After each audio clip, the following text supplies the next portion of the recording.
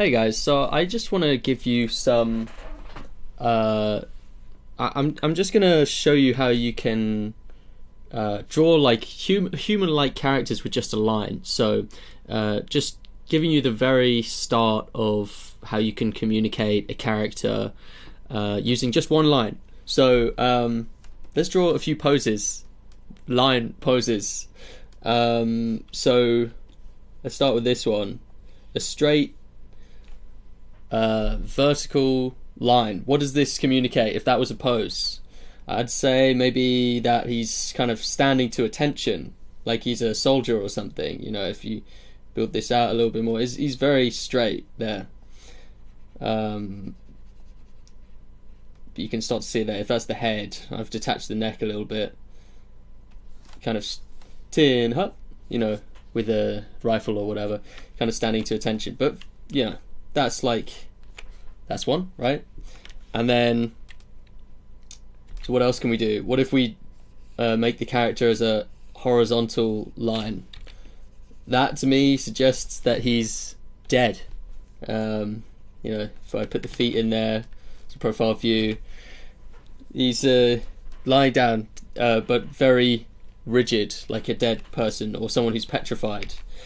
What about I did something like this?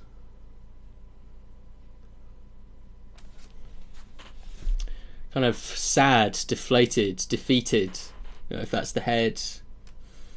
It doesn't take much more detail to actually start to give it some character. Put the arms in and then just... He looks very sad right there. He looks very defeated. I've kind of turned him into a stick man with this one. And you can see the problem though, which is that there's no volume to it. But we can start to communicate even so. So what's this one? I think that's kind of like sexy, seductive. It's a little curve, you know, it's S-curve line. I think that's quite seductive, quite feminine. This one's pretty sad as well. Well, I kind of given it away there. But okay, someone on their knees, crouched down, maybe at a gravestone, mourning someone. It's pretty sad. So yeah, we can already start to communicate something using a line, literally just a line, and so that gives us a sort of a window into the potential, and from there we just build on it. You know, you start with something simple and then you just build on it. Another way I often draw is by sculpting what's there using positive and negative space. So, you know, I might start with a block, just like the old masters of sculpture would. They would start with a big marble block, and then what you can do from there is you can start taking pieces away. I've got my eraser here. Let's just take pieces away. Start to define the shoulders a little bit. That's the shoulders. Maybe like that, using negative space. And I can see, looks like someone with their hands in their pockets. Looks a bit like me actually. And if I wanted to, I could take the arms away from the sides there, have them kind of out a little bit. But I kind of like, I think when you see someone from a distance, they often have their arms by their sides. Showing the feet there. Maybe go in and get under that chin a little bit, define the neck. That's a character there. I mean, I'm getting away from the original thing of this video, which is about just lines and using a line. But just showing you a few of the ways that I work.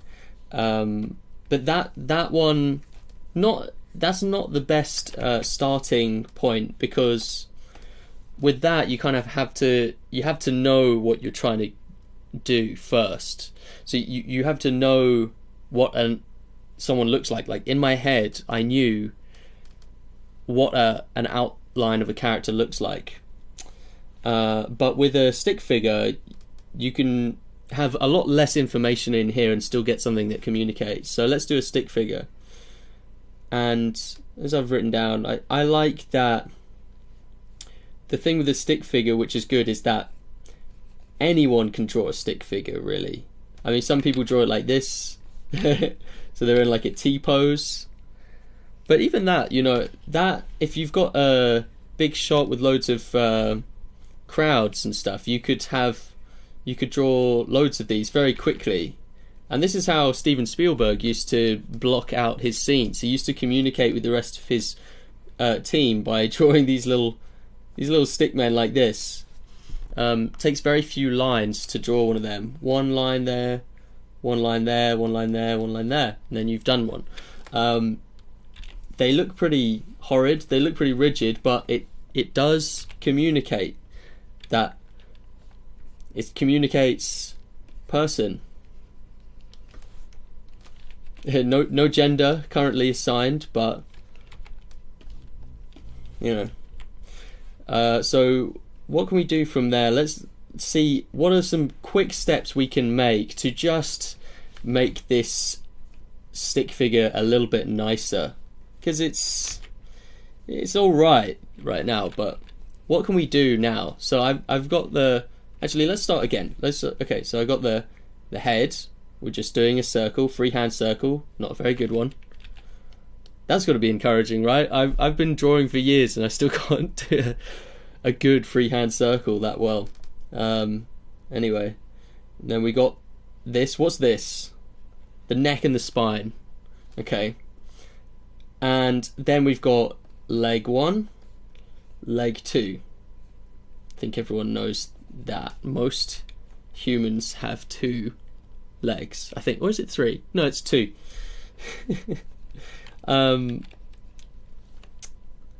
But then what do we do? What's the big mistake that people do in their stick figures? Well, we've actually made a mistake there. We haven't drawn any hips.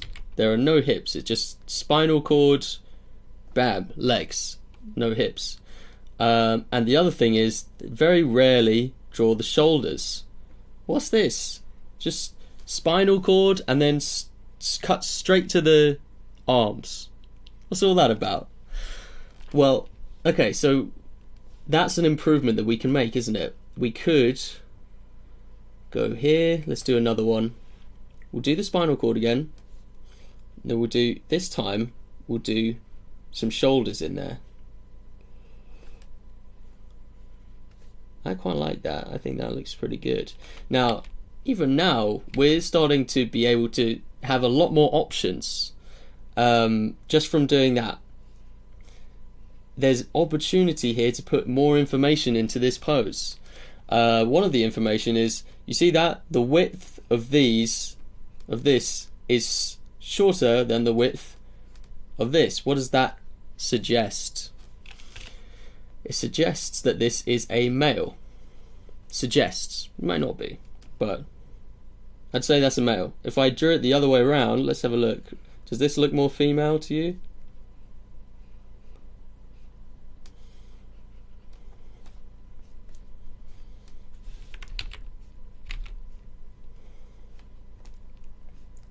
I think that looks more female, don't you? Okay. So that's good. That's a good development we've made there. Alright. The other thing you can do is, I'll just delete our female one there. Now you can start to indicate the angle at which this is facing. Because right now that stick figure could be facing this way, it could be facing this way. You wouldn't know. Here you can start to sort of indicate it.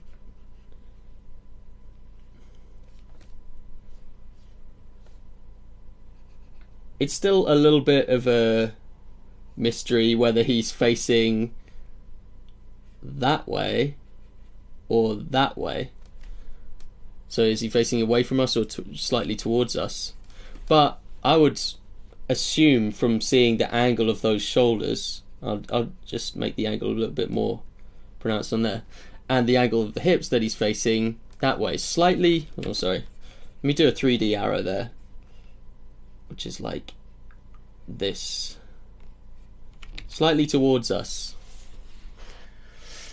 Okay, so what are the other things we can do? We can do a circle, spine again. Let's work off of that last one. We can bend the arms, make a bend at the elbows.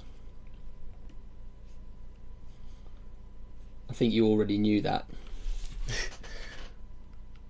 But, okay, so what is the... Hold on.